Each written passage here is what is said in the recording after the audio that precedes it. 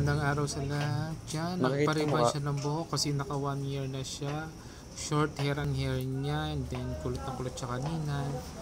So nagpariban na siya, dry na rin. Yan, ang ginawa ko po din step 1 na pang-riban. Binabad ko ng 1 hour, and then binanlawan ko, blower plancha, and then neutralizer.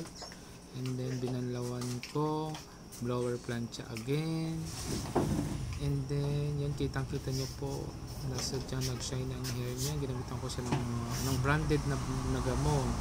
And then ginamitan ko na rin po siya ng Brazilian, yan, para super shiny yung hair niya. Yan, kita nyo, shiny, bouncy, at sumusunod sa galaw ang buhok niya. Yan, o, nakita nyo naman po yung resulta. Ang ganda ng resulta ng hair niya. Yan lang po, ang ganda. Ganda.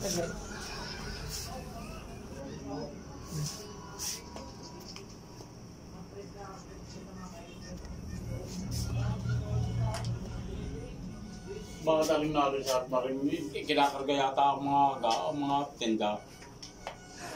Lalas na.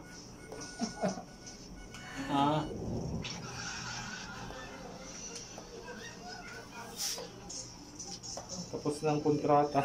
Tapos na.